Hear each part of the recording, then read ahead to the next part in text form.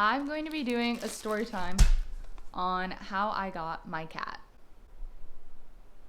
For those who don't know, I have a tortoise shell who is, how old are you? 14? 14 going on 15. She was born in 2011. Kitty cat. And her name is Salem. Sometimes I call her Picky Picky because, well, she's fucking picky. She's fucking very picky. So let's start from the beginning. I got Salem my sophomore year of college, and it wasn't necessarily by choice. I had a really good friend that I had made this year, and honestly, it felt like we were going to be the best of friends. Lifetime friendship, had so much in common, loved her so much. Let's call her Beatrice. And Beatrice had roommates that she really did not like, and she was planning on living by herself the following school year. She had already found an apartment and everything, and because she was going to be living by herself, she wanted a cat. And she was like my best friend at this time. It's like I wanted to fully support her in that endeavor. She was always saying how she like didn't have enough money, but she had enough money for like a cat, so she wanted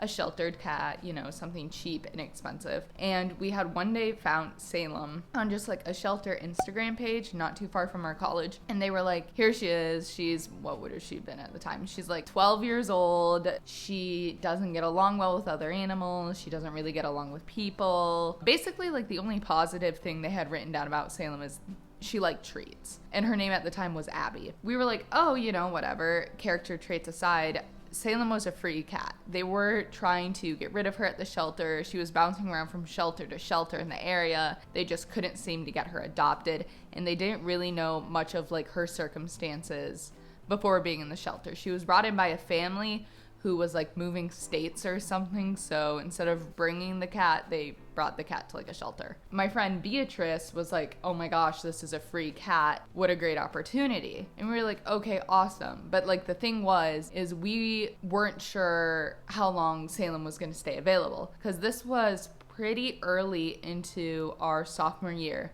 and she wasn't going to get the apartment until the end of sophomore year, going into junior year when she'd be able to move in. And so it felt like to us in our less developed minds, like something we had to like jump on immediately. What did we do?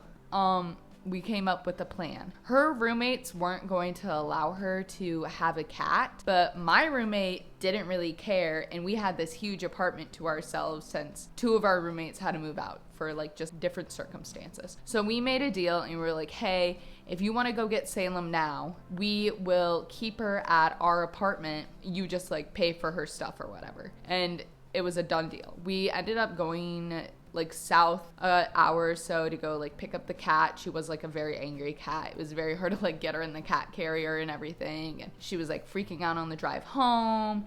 And on the drive home, we came up like with the name Salem for the cat because my friend didn't like Abby, and we made it back at the apartment. Of course, Salem lived in my apartment my sophomore year, pretty much no problem. I hung out with her almost every single moment I could and was available to help her like get used to people and just chatter and stuff. She's just like a very scared cat, and now I've learned she's just very particular, which is why she's called Picky Picky as her nickname. But it was like a very slow time. Like her walking up to me was like a feat within itself. And I think Salem being such a cat that wasn't like on your lap all the time and cuddling and like wanting stuff and following you around made my friend like turned off of her a little bit. And as the school year went, it just seemed like less and less she wanted Salem. She was talking about how she was going to try to also adopt a kitten so she could have like a kitten and Salem, even though the shelter said Salem didn't get along well with other pets. But I was like, whatever, I guess this is your fucking pet, right? We roll into the summer as we get closer, and Beatrice is like, hey, I can't take Salem this summer. I have to go home. I'm not going to be able to like stay in like my apartment down at college. And I was like, well, you have to take her because I'm moving out of my apartment and I'm just going to be stuck in like this little dorm room basically because I had to get new roommates since I was staying on campus that summer. And I like kind of got like ghosted about the situation. She's like, come on, just like half the summer, then I'll be like able to take her. And I was like, okay, fine, because I'm a kind person. So me and Salem were probably living in like a 12 by 8 room for the entirety of summer. It was like I had a little twin XL bed. Her litter box was like underneath my bed. It was like there was very little room to move around. It was like, so Salem and I got to know each other pretty well that summer, and we like really built up our relationship. Finally, it was time to move into my apartment for the following school year. And Beatrice still hadn't come and taken Salem. And I remember texting her and I was like, hey, you promised you were going to do this. I really, really need you to do this. Like, I can't take a cat. Like, I was moving back in with my roommate previously, and my roommate was now getting pissed off that Beatrice wasn't taking this cat. I'm like, I don't know what's going to happen. Like, you're putting me in like a really hard position by not doing this. And Beatrice basically responded like, I don't have the time or money for a cat.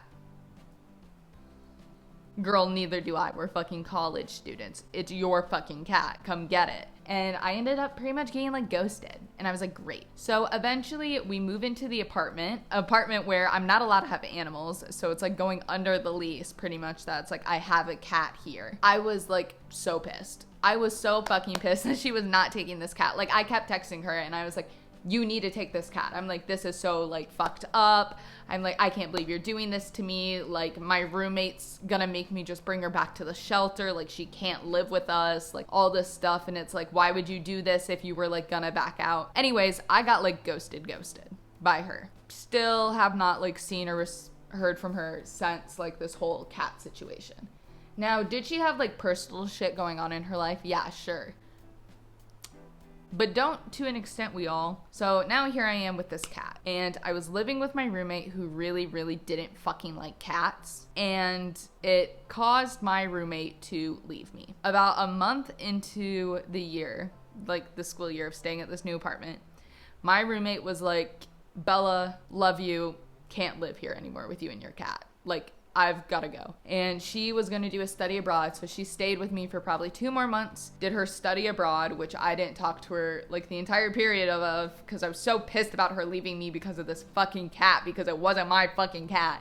And there we went. So the second half of my junior year of college, I spent by myself in a 2-person, like a 1-person apartment. It was whatever. And a cat I didn't really want. And this had put a dent in my plans because my plan was to get a cat. But it was to get my cat that was at my parents' house and have it come live with me finally, because like that was my cat to take care of, not this cat. What fucking ever. So now I've pretty much like fully adopted Salem. I'm paying for all her food, her toys, her vet bills, whatever's happening. It's like all these unexpected things that I wanted.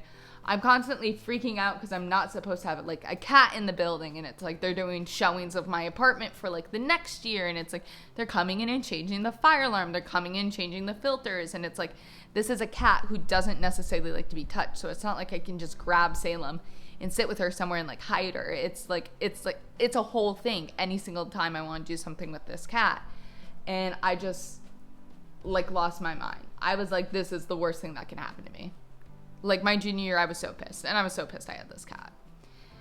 I ended up staying in the apartment I got my junior year for another year. I just re-signed the lease because I was too scared to move into a new place with Salem. And it wasn't until my senior year where I learned that I like Salem pretty much. Like, I'd always liked her. I'm a cat person, but it was like, this isn't my cat pretty much. It was like, there was always animosity there that like, Salem's like kind of holding me back from stuff. It's like I can't really go home because I have cat. I can't really hang out with my friends because I like gotta feed my cat. It's like I have to change the litter, and I hate changing litter, and I still have to change litter. But it was like fine. So I had all these fucking issues with it. And then my senior year, when my roommate had moved out and a lot of my friends had either graduated or were preparing for grad school or life, and I didn't really have anyone to hang out with. And my social anxiety was like really, really bad my senior year. I was like, I think I love having a cat.